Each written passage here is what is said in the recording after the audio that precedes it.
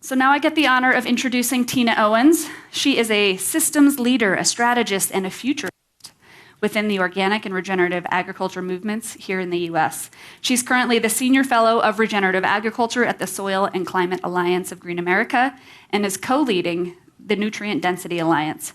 Tina's background spans 2 decades within the world's largest food companies and includes transformational shifts in food and agricultural systems as it relates to on-farm profitability, sustainability, carbon sequestration, consumer activism related to clean label and organics, plus unfolding food as medicine and nutrient-dense systems. I met Tina because she's a bit of an icon here in the sustainability and regenerative ag space in Boulder. She was the keynote speaker at an event Chris and I was at, and I found her depth of knowledge and can-do attitude electrifying. Please help me in welcoming Tina Owens.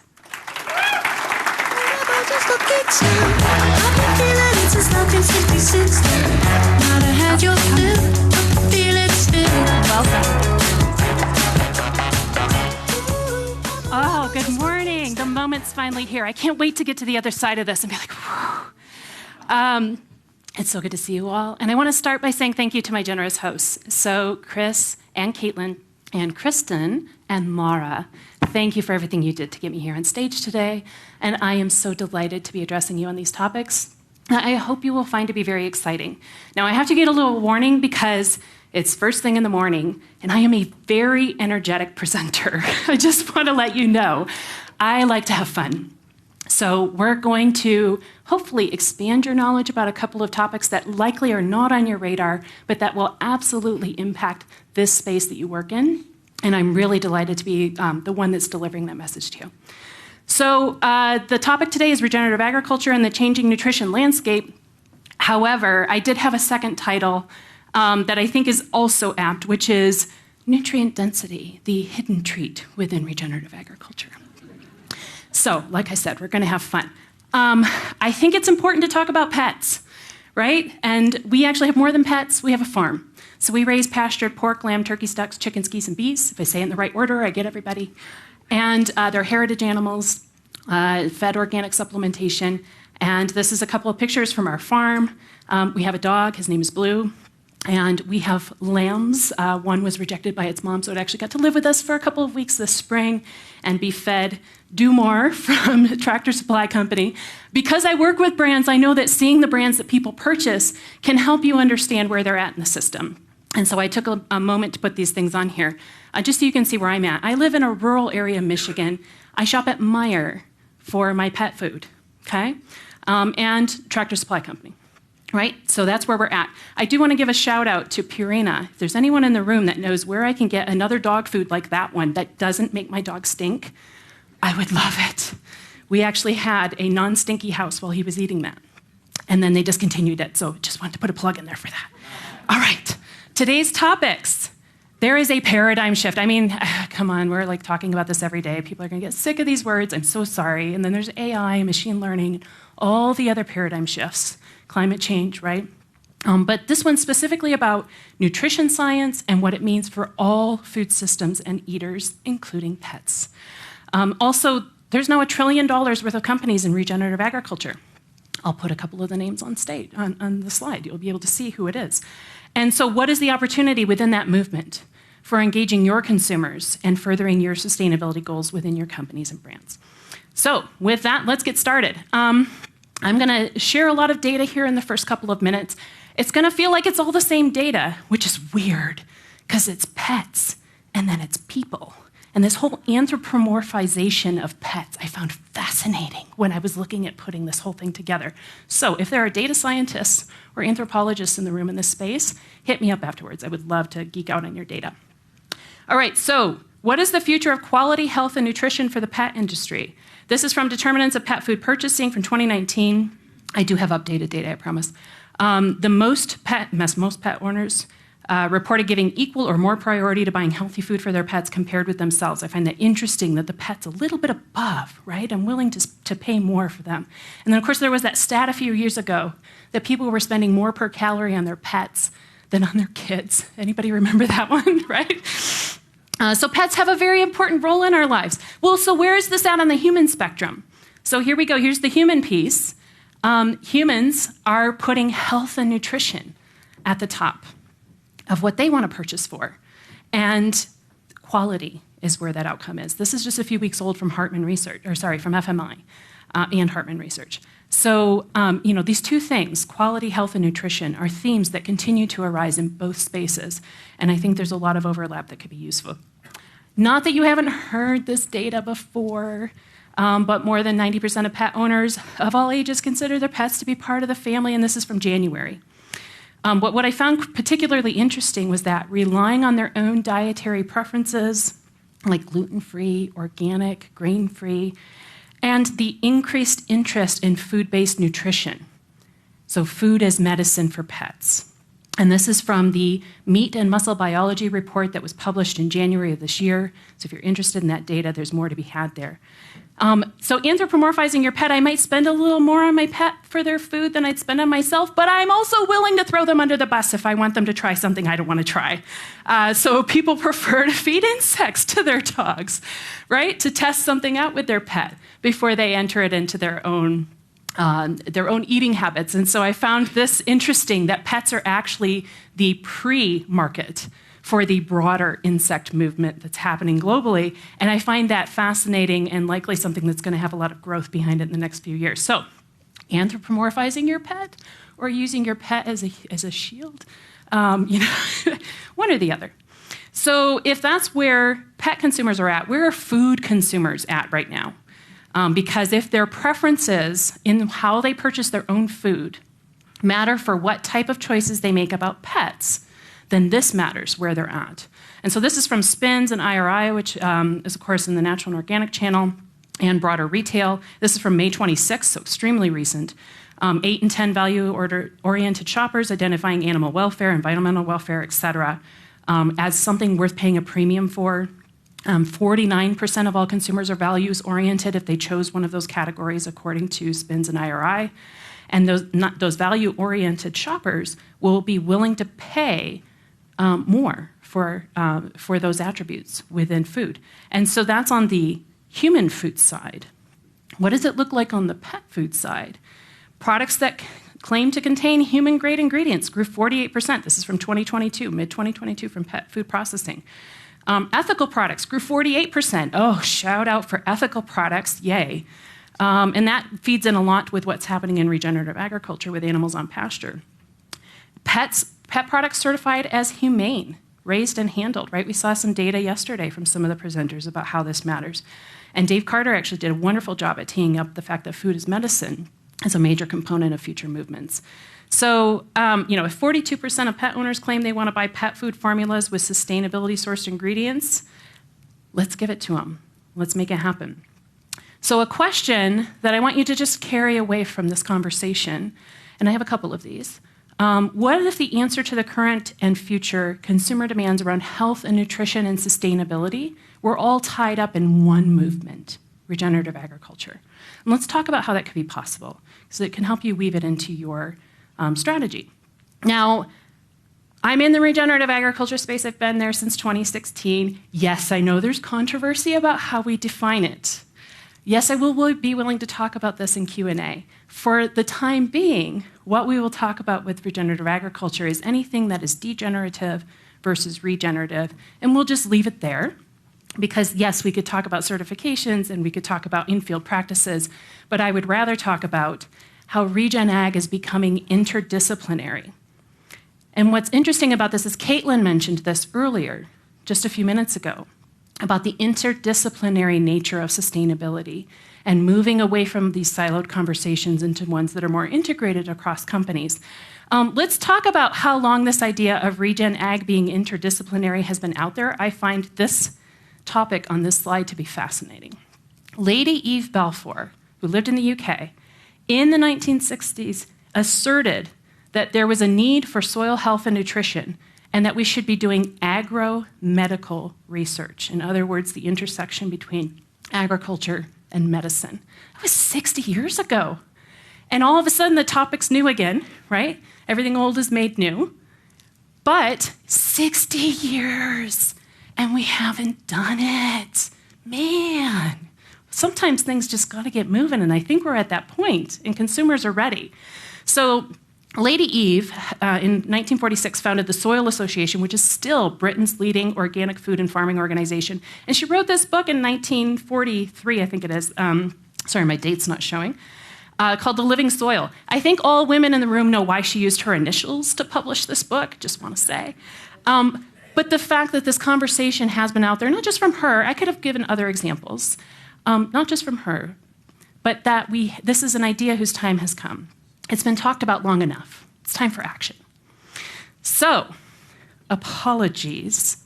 It appears there is a quiz. I'm not really looking for a whole bunch of shout-outs from the group. This is more about thought-provoking for you, but if you feel the need, feel free to share. How many people feel like they know where the word vitamin came from? Anybody?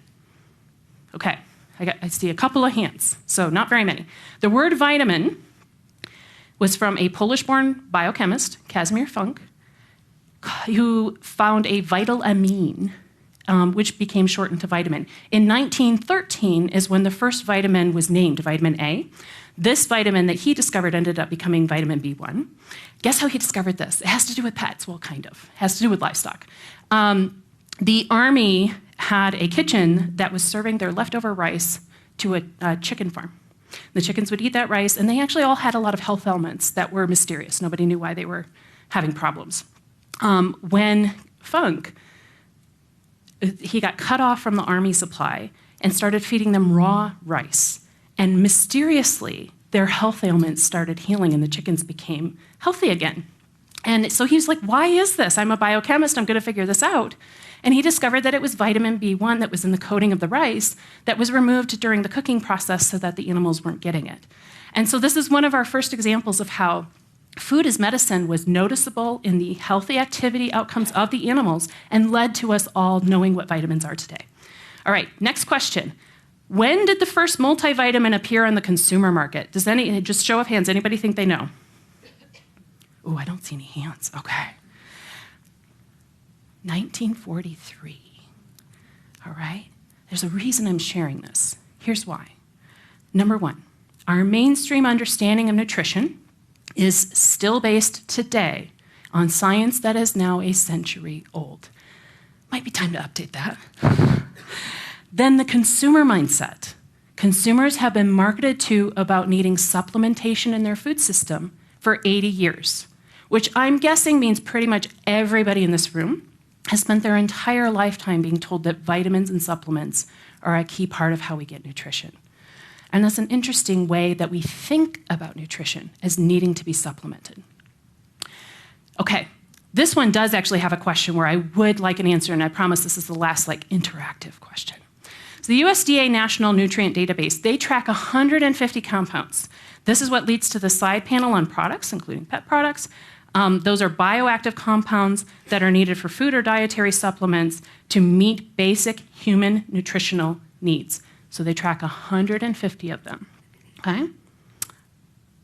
If that 150 is a percentage of all the bioactive compounds in food, do you think that 150 is 80% of what's known, 65% of what's known, 40% of what's known, or 1%? So we'll just do a show of hands. Who thinks that that 150 compounds from the USDA is 80% of nutrition? Oh boy, you guys are skeptics of the USDA. 65, anybody for 65? 40, okay, right? Feels about right? Like we probably know 40% of what's in food. 1? Yes, 1%. 1%. Now, I'm going to say something that I want you to take from this room. Every single time you look at a side panel on your own food, from now on until this gets fixed, I want you to think to yourself, this represents 1% of what is in this box. And I'm about to learn through science what the rest of it is. How is that possible? Well, there's this thing called nutritional dark matter. Has anyone heard of this topic? Jim Kleinschmidt, you know everything. All right, so Albert Laszlo Barabasi is a professor of network science at Northeastern University and a lecturer at Harvard Medical School. Pretty good credentials, right? So the cross between data science and health is where this man works. He is credited with coining the term nutritional dark matter, which is all of the molecular level of information within food that has yet to be cataloged by science and understood for its interaction with human health. Now, AI and machine learning get really interesting in here too.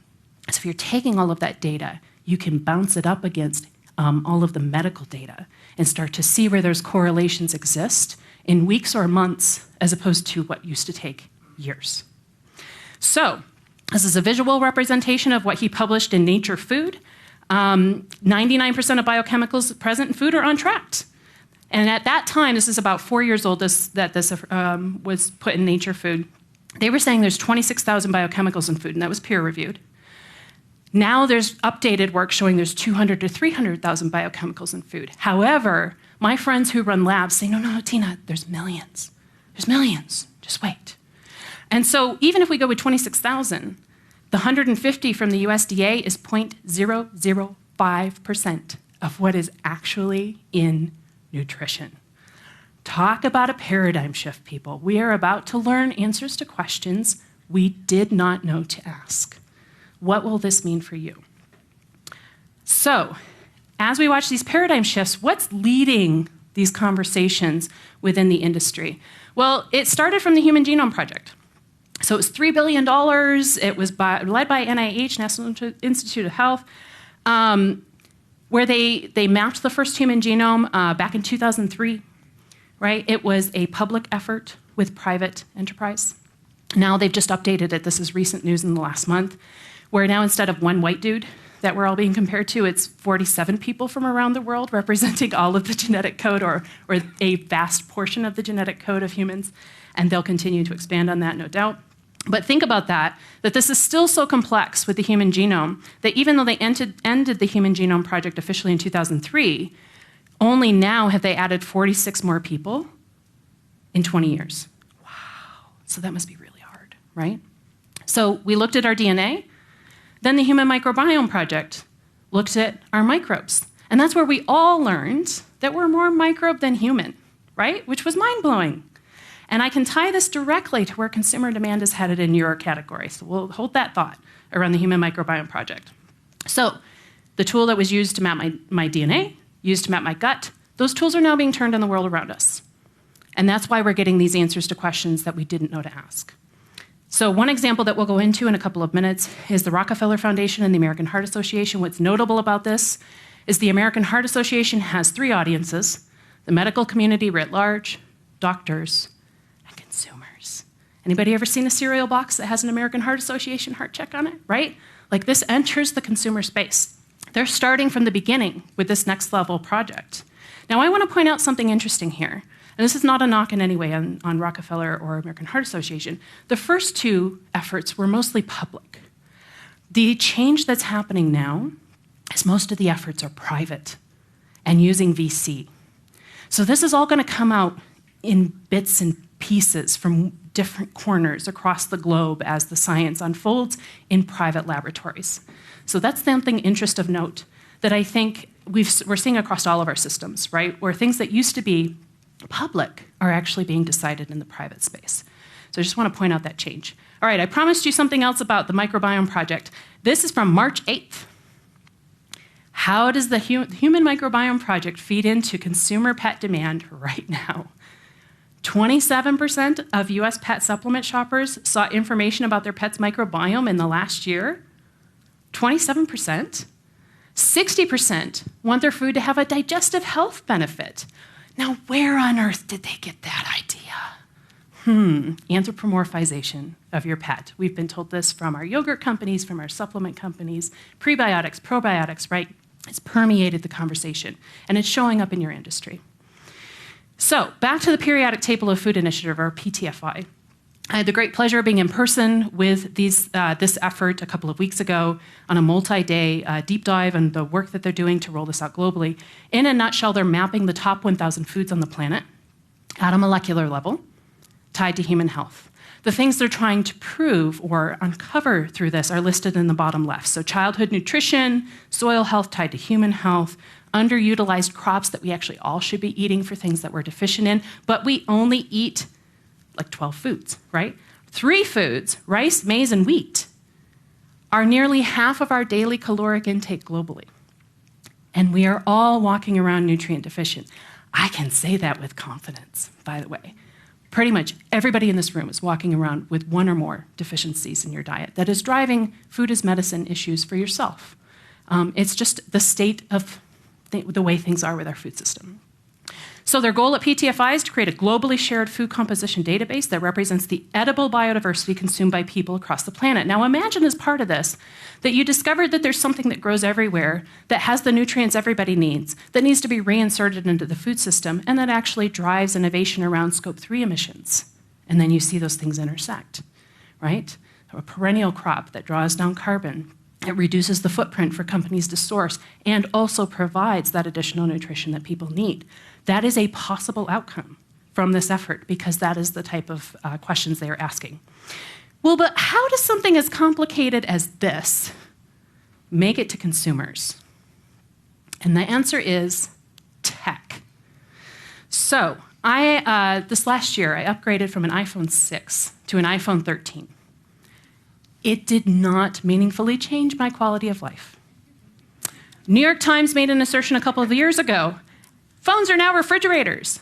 They are appliances, right? You're just swapping out your appliance each time you upgrade. And no one lines up around the block anymore for that tech. They might be interested in making that happen again, wouldn't they? So enter a couple of really tantalizing opportunities that the tech industry is working on that will impact food space, our systems. One is the example from Samsung on the Galaxy S11, which they did not launch. They had some intentions to launch this before COVID, that contains an embedded mass spectrometer. Spectrometers flash light at an object and return data that has been validated through lab means within a certain margin of error that allows you to get instantaneous feedback and information. There's work on this around soil carbon. There's work on this on animal food, on just a whole host of different ways that this tech is unfolding. At the same time, someone who was working with Samsung in this vein told me that Apple had hired a couple of really notable spectroscopy scientists. And so I've been waiting to see when Apple might make good on that.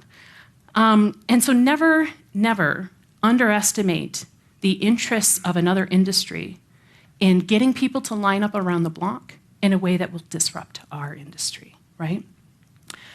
So in addition to wearables that track your metabolic response, or your cortisol, or your sugar, right? All of the wearables that are out there already right now that are giving people instant information about their response to the food that they eat, there's also things like a scanner at the store.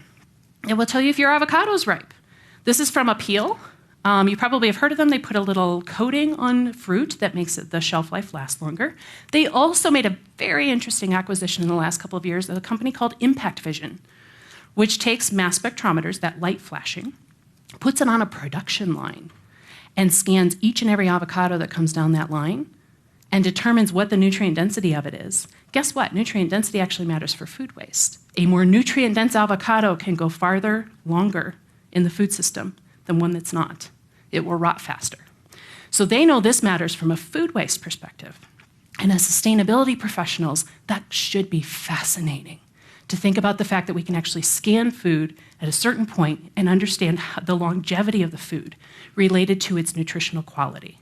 That, in a nutshell, is the science that we're going to see unfold as it relates around all of this tech and food waste. So there's a picture here from Appeal on the mass spectral imaging that they do in production lines. Edacious is a company that is funded by the Grantham Foundation. Jeremy Grantham is a billionaire who's fairly well known around the world. And they are working on similar technology around mass spectrometer, either for supply and quality use and or for consumer use. And then BASF, pretty sure we've all heard of them. They've had an effort called Hirschstück that has been floated since 2018. I could go to YouTube and show you 2018 videos of people walking in with the Hirschduck, scanning their food at a restaurant, and being able to see if there are allergens or what the ingredient or the caloric makeup is of that food. So this tech is being refined. It's not a matter of if, it's a matter of when. And these efforts have been several years already underway and are almost ready to emerge, either in the manufacturing environment or from a consumer demand environment. So the question I want you to take away from this is, how will the changing technology landscape offer opportunities where you can weave together the interdisciplinary elements of sustainability, health, and nutrition within your own work? Because you're going to be getting some new tools to be able to ask and answer these questions. So be thinking about that in your own paradigm shift. So where does nutrition begin? Something that is actually very not well known. Soil. Soil health equals nutrition. This is like revolutionary for people. I've worked in the natural and organic products industry since 2008 on major organic and natural brands. This topic is only now, this year, actually getting the type of traction that it should have. And it's deepening within the food industry, and there's brands, I'll show you in a moment, there's brands that are already starting to tie these two things of soil and nutrition together for consumers. But the fact that this remains unknown means there's some work we have to do, and that's where I come in. So co-leading the Nutrient Density Alliance at Green America, our goal is exactly about educating CPG that these intersections exist within their regenerative agriculture programs and that they can engage consumers with their regenerative agriculture programs. It doesn't have to be a back office sourcing thing. And that if the consumer and the business case, top line and bottom line, are part of the discussion, that there's a lot more on the table for companies to have. Now, what seat this puts each of you in is potentially the growth engine of your company could be coming from you and your sustainability initiatives in offering this across your business. So you're like, well, I've never heard this thing of soil equals nutrition. Well, let me tell you, this has actually been talked about in the mainstream.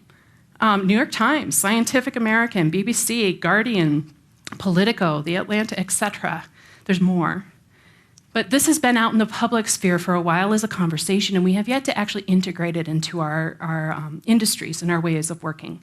But if you want to read about this topic, there's a QR code on a couple of these pages that you can scan. It'll take you to a nutrient density resources page that we've put together at the Alliance, where you can share it with others.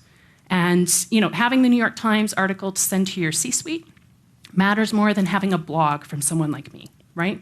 Which is why I make sure that the first thing we did was take all of the valid resources about how this topic was real and not some weird internet conspiracy thing, right? Because everybody, if this is so important, why have we never heard of it, right? And make it real for people so they understand that they need to be paying attention to it. The UNFAO, the Food and Agriculture Organization of the United Nations, they've been calling this out since 2015. 95% of our food is directly or indirectly produced in soils. Nutrient-deficient soils will produce nutrient-deficient plants. And apologies, something in the conversion there cut off the quote from the UNFAO on the bottom of that. But you can see some graphics here on them clearly showing back in 2015, less nutritious food is driven by soil. So there's also additional literature. If you're dealing with a consumer and you want to give them a great article, Eating Well has one. The same article was published in Successful Farming. So I want to influence a mom or a marketer, I send them Eating Well. I want to influence a farmer, I send them Successful Farming. Both articles written by Michael Behar, linking together the gut health, the biodiversity, the nutrient density, the carbon sequestration, and how all of these things are actually interconnected for human health.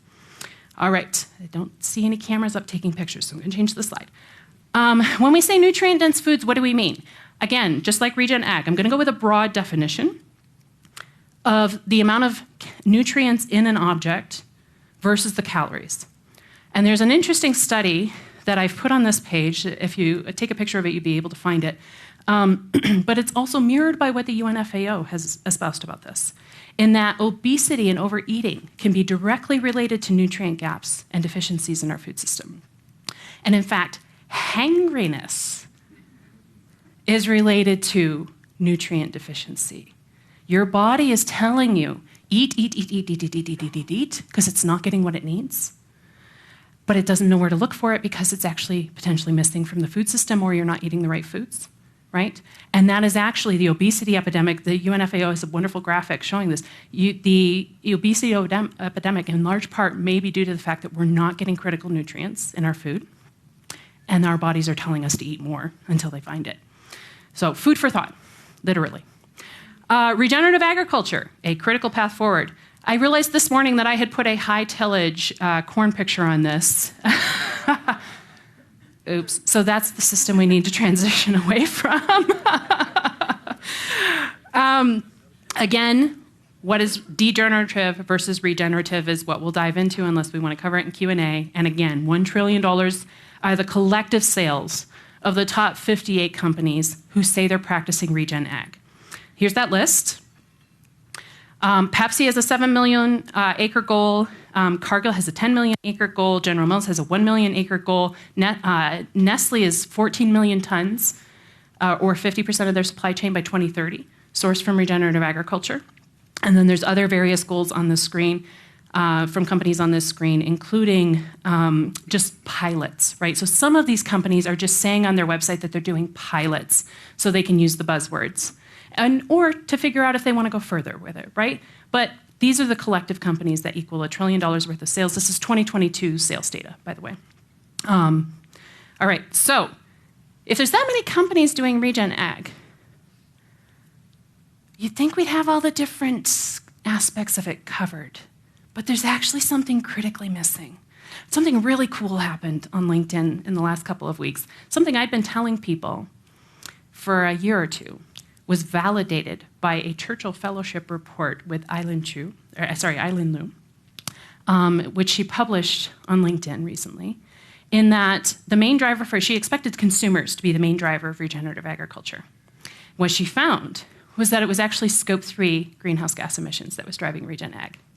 So we're treating this as a back office, continuity of supply, stakeholder engagement, farmer onboarding program, when we could actually be treating it as top-line growth and consumer engagement in the same vein.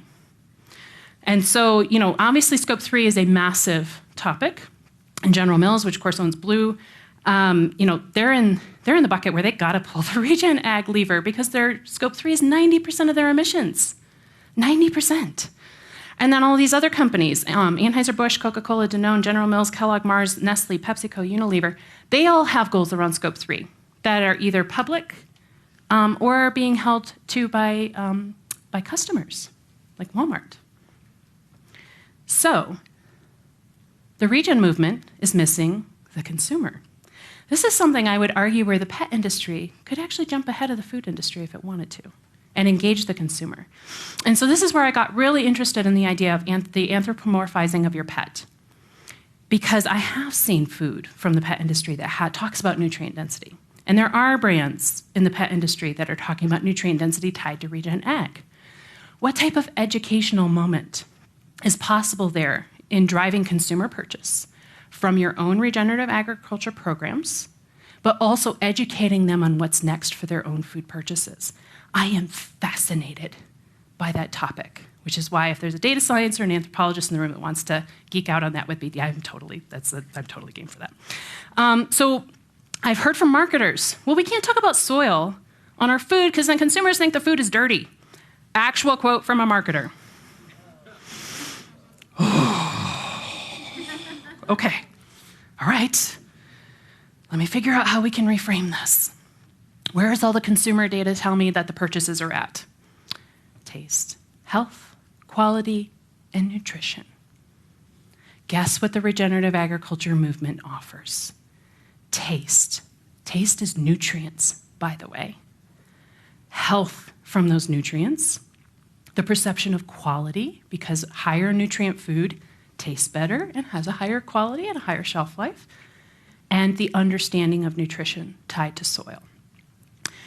And so we have a working group in the Nutrient Density Alliance that is completely about the regulatory and quality processes within CPG and how you actually pass through claims from the regenerative ag space in higher nutrient density for on-pack claims.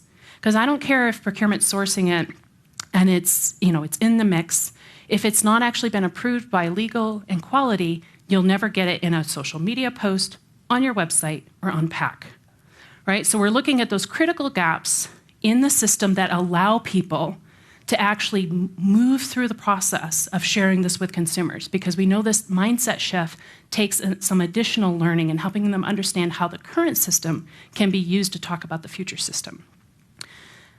So that $1 trillion worth of companies where we're at, 57% of food consumers, according to Hartman, are aware of regen ag. You might say, holy crap, that's high. Where'd they get that data? I have a slide at the end where they actually talk about the fact that they're kind of amalgamating everything that consumers are saying around soil and agriculture and how it's tied to nutrition, even if they don't quite use the terms regen ag. And I've seen this myself in consumer research, where consumers will say, soil's important, and they'll get a follow-up question, but why? And they can't articulate it, right? It's an unconscious or subconscious knowledge that we're activating within consumers, which is, of course, how consumer purchases work. And then, again, in the food category, SPINS is saying 66% of Americans are now choosing products based on personal health needs. 66%. And they're kind of spraying that all over the grocery store, aspirationally, looking for what will work with them, for them, because this $1 trillion worth of companies are not yet engaging them on this topic to help them understand that it can be part of their purchase behavior. All right, one more thing on the food consumer. The organic consumer has typically been a bellwether for where the mainstream food system goes next.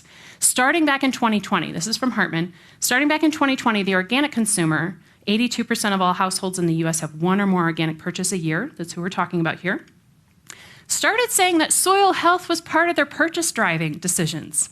What? They're saying it's a key driver for better flavor, better nutrition, and better ecology.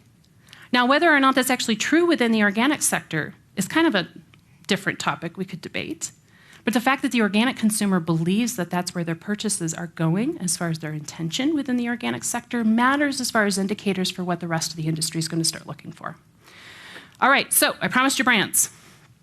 These are the food brands that are engaging consumers on that link between nutrient density and regen ag, or they have active regen ag nutrient density scientific studies under the way, multi-year studies. And they are talking with consumers about the fact that this is real, it exists, and that they're working on how they unfold this in order to bring this to the market. So let's call it a couple notable ones.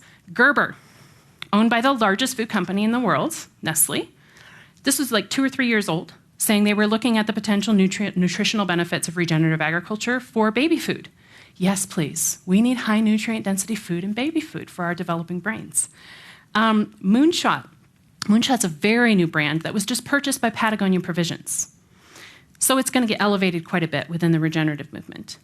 Patagonia Provisions is part of a 5-year study with Washington State University, alongside Ardent Mills and Conagra and Rebellious Foods and King Arthur Baking, that are looking at the nutrient density of 6 different crops across 5 years in regenerative agriculture.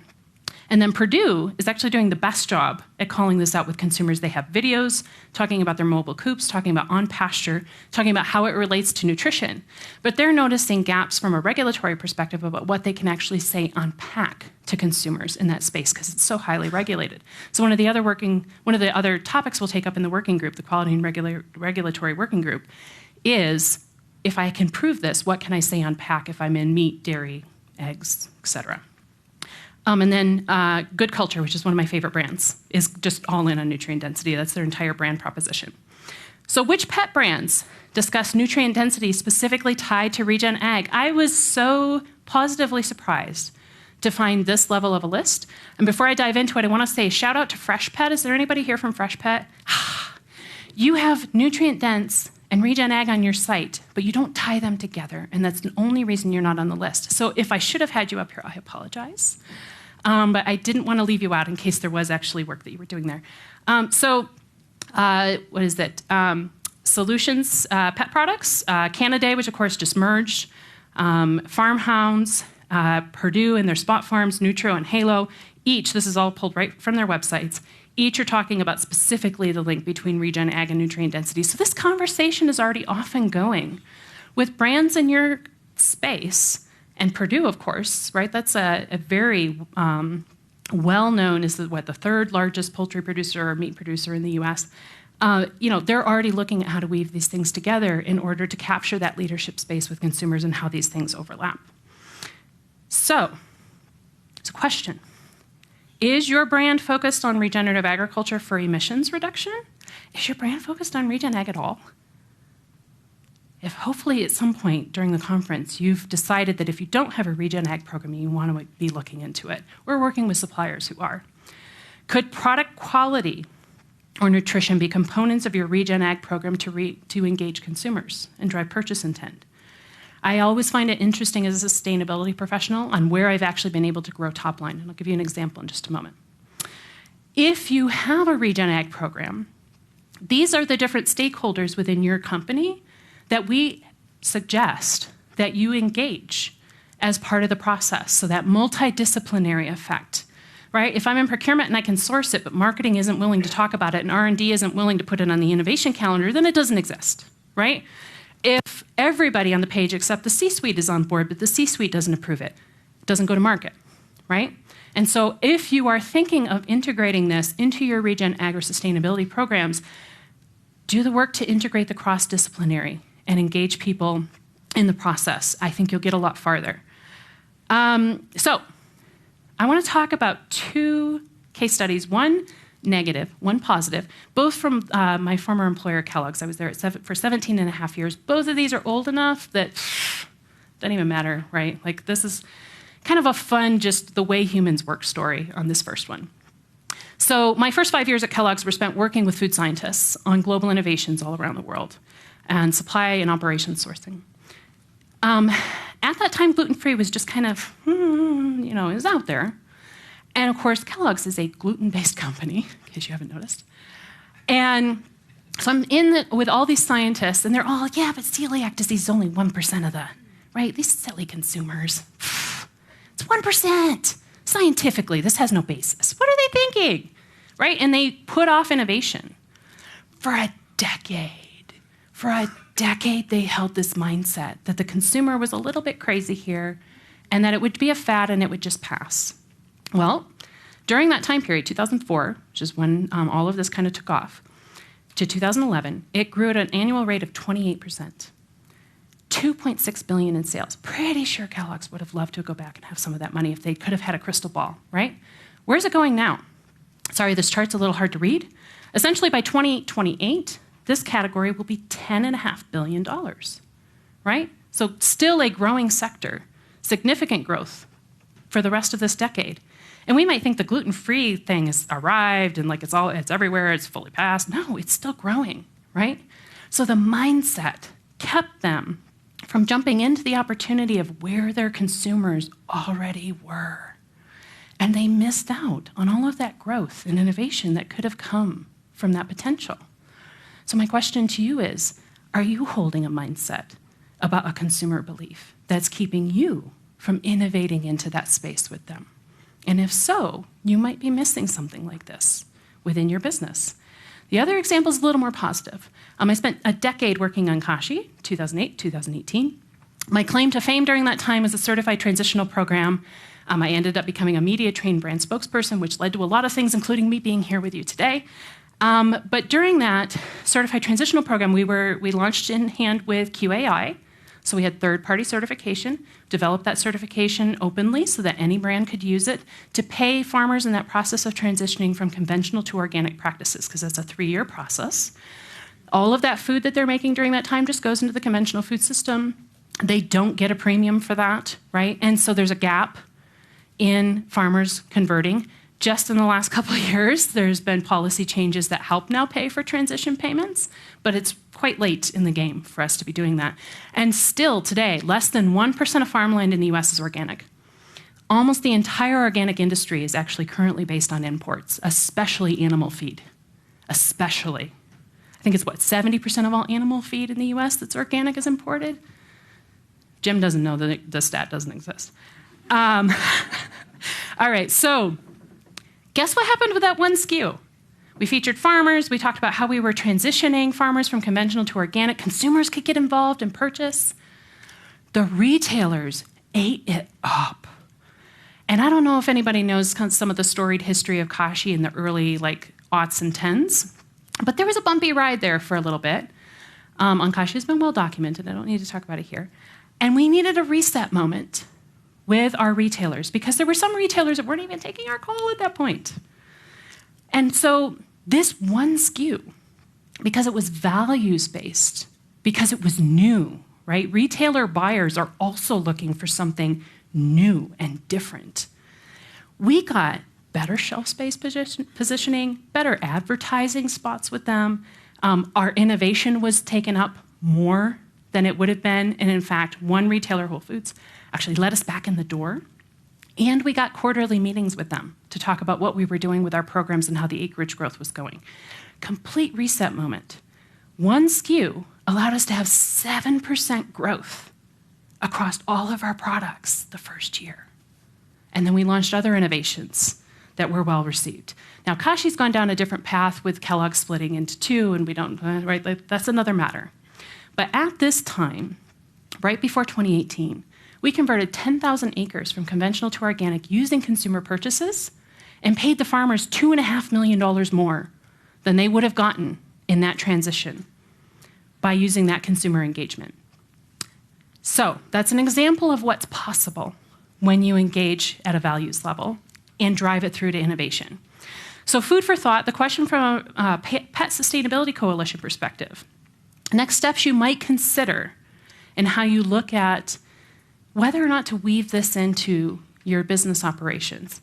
Mass balance, right? Are you sourcing from a commodity level perspective? And is changing that commodity level perspective to a mass balance source of regen products, is that appropriate for your brand? Or is it the segregated model like we did with our one product at Kashi, where we segregated that material and engaged the consumer and saw an increase on everything else? Oh, holy grail right there, right? How do the choices between a segregated product and a mass balance product impact your mandatory disclosures? Because they are mandatory, right? We might not be there today, but we're there in a few weeks and months, right, on mandatory disclosures. Walmart. Walmart set a goal to be a regenerative business. They did that in September of 2020. They have goals to be a carbon neutral company by 2040. How are you feeding into that with the world's largest retailer? That's a growth space for your brand. And so the question that Caitlin offered, is there interest in PSC leading working groups around regenerative agriculture within the pet industry?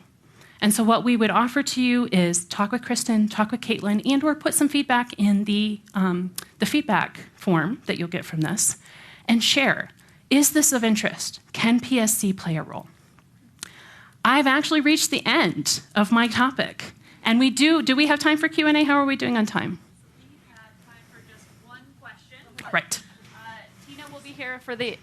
Are you here for until 3:30? Until 3:30 today. And we have 2 breaks before then. So you'll get lots of time to interact and ask questions. So you guys can start a line, which I'm sure is there. So if you raise your hand, it means you think everyone's going to really benefit from your question. Okay. Oh, someone's bringing a mic. They'll bring a mic. Yep. It's okay. Matthew Whitey at Cook's Venture. Thank you so much. Regenerative agriculture is interesting because you mentioned a few companies and commitments, but for every acre of pasture land that we're raising monogastric animals on, chickens, it takes 70 acres of land to grow the food for those animals. Mm. So how do we address... For pastured animals? For pasture-raised chickens. Interesting. So how do we address that 70 acres? Yes, so wonderful question. I think that the answer actually lies in the multi-species effect, because what's being found now about pastures that we've gone monoculture there. And so when the animals are actually in a non-monoculture environment on pasture, they do get more of that nutrition effect. And some of that science is just making it through to the people that actually have the ability to make those decisions. And so I think that the answer actually lies in a future state where it's more understood what to plant on that pasture related to animal nutrition needs, as opposed to us always having to grow it somewhere else. It goes back to that supplement effect. We've been trained to think that we've got to go get it from somewhere else in order to create the whole. The land started whole, and we took it away. How do we restore it is the question. And so I apologize to be so generalized, but I do believe that this is the answer to your question, is the diverse species, because it restarts the bacterial fungal community within the soil, the mycorrhizal fungal network, the interaction between the plants and the soil the mycorrhizae. It also returns the natural cycles, earthworms and the manure that earthworms bring, right? Earthworms are actually incredibly important to ecosystems. They provide manure. You don't have to have a cow in pasture to have manure. You have to have earthworms. They're doing it 24 hours a day, right? And so the critical question is, do those things exist in the pasture that you have animals on? And if they don't, that's why you're still having to do the supplementation. Somewhere in there is a medium balance, and I'm sure there's a transition period where it goes from 70 acres to 60 to 50, right? This is a process. But that's, let's talk after. Thank you for that, I appreciate it. All right, I am so grateful for the time. Thank you for your attention. Thank you for your interest in the topics, and have a wonderful day. Thank you so much, Tina. Thank you. Yes. Appreciate it. Wonderful.